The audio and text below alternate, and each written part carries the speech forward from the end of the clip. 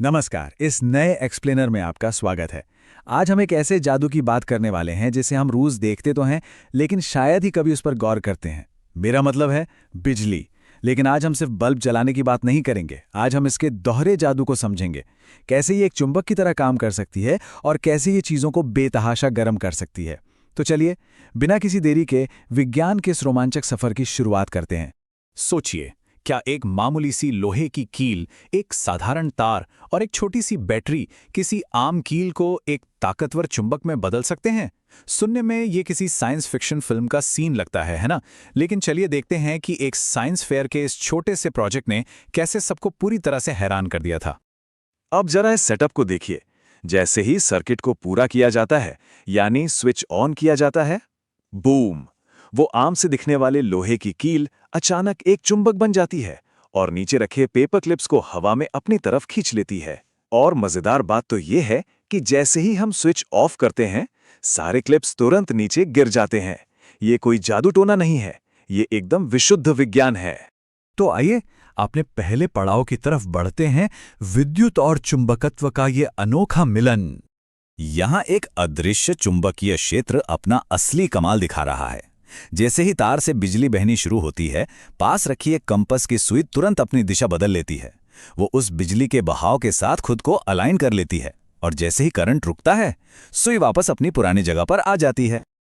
आपको पता है इस शानदार घटना की खोज कैसे हुई थी? साल 1820 की बात है। प्रोफेसर हेंस क्रिश्चियन ऑस्ट्रेड अपनी क्लास में कुछ पढ़ा रहे थे और तभी उन्होंने इस कंपास की सुई को हिलते हुए देखा। बस उस एक पल ने इतिहास बदल दिया। आने वाले सालों में कई और वैज्ञानिकों ने इसे टेस्ट किया और पक्का कर दिया कि हाँ, बहती हुई बिजली वाकई में एक चुंबकीय क्षेत्र बनाती है। और आज तो हमारी आधुनिक तकनीक और भारी भरकम मशीनें इसी एक छोटी सी क्लासरूम डिस्कवरी पर टिकी हैं। चलिए अब आगे बढ़ते हैं और देखते हैं कि इस इलेक्ट्रोमैग्नेट यानी विद्युत चुंबक को आखिर बनाया कैसे जाता है। आसान भाषा में कहें तो इलेक्ट्रोमैग्नेट करंट ले जाने वाली एक कॉइल या कुंडली है जो बिल्कुल एक चुंबक की तरह बर्ताव करती है। और इसमें अगर एक लोहे का कोर डाल दिया जाए तो इसकी ताकत और भी बढ़ जाती है।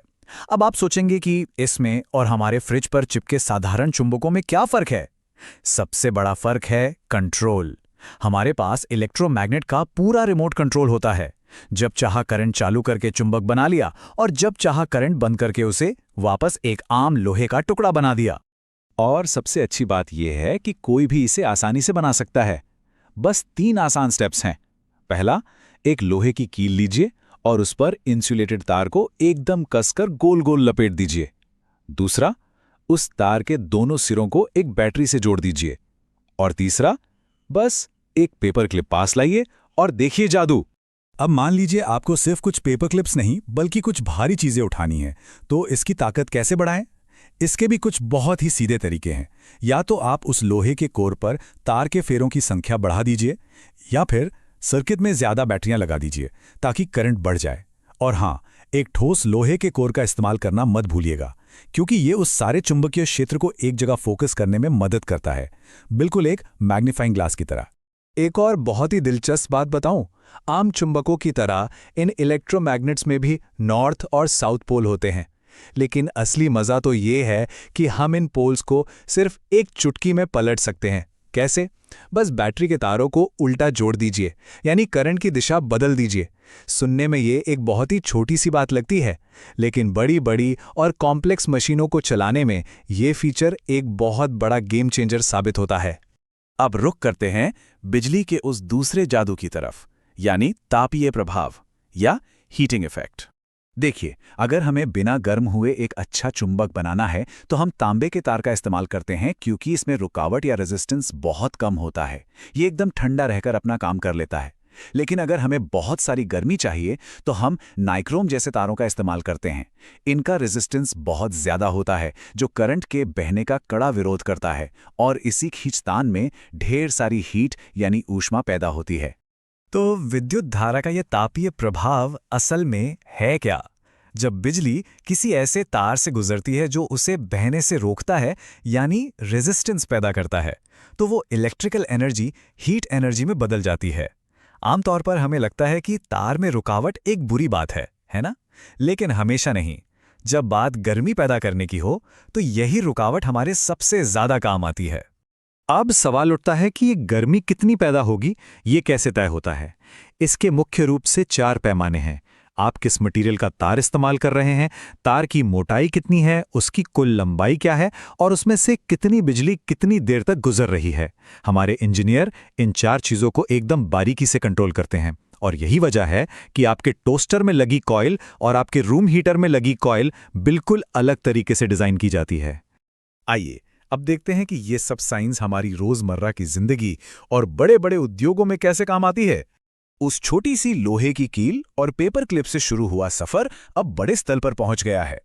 बड़े बड़े इंडस्ट्रियल कबाड़खानों में ट्रेन की भारी भरकम बोगियों और टनों लोहे को उठाने के लिए इन्हीं इलेक्ट्रोमैग्नेट्स का विशाल रूप इस्तेमाल किया जाता है। बस क्रेन के ऑपरेटर ने एक स्विच दबाया, चुंबक ऑन हुआ, कचरा उठाया और दूसरी जगह ले जाकर स्विच ऑफ किया तो सारा लोहा नीचे। ये इंसान की बनाई एक शानदार तकनीक है। और दूसरी तरफ हीटिंग इफेक्ट ने हमारे घरों को कितना आरामदायक बना दिया है। कपड़े आयरन करने की प्रेस हो, सर्दियों में पानी गर्म करने वाला गीजर हो या फिर रूम हीटर, ये सब उसी हाई रेजिस्टेंस वाली कॉइल के सिद्धांत पर काम करते हैं। ये उपकरण उस बिजली की रुकावट को एक सुरक्षित और बहुत ही उपयोगी तरीके से हमारे फायदे के लिए इस्तेमाल करते हैं। तो इस एक्सप्लेनर के अंत में एक बहुत ही घुमावदार और सोचने वाला सवाल छोड़ जाते हैं। अगर एक तार में बहती हुई बिजली एक शक्तिशाली चुंबक बना सकती है, तो क्या इसका उल्टा भी मुमकिन है? मतलब क्या एक चुंबक को हिलाकर हम बिजली पैदा कर सकते हैं? थोड़ा सोचिएगा इस बारे में, क्योंकि इसी एक सवाल के जवाब पर आज पूरी दुनिया का बिजली उत्पादन टिका हुआ है। विज्ञान के इस जादुई सफर में हमारे साथ जुड़ने के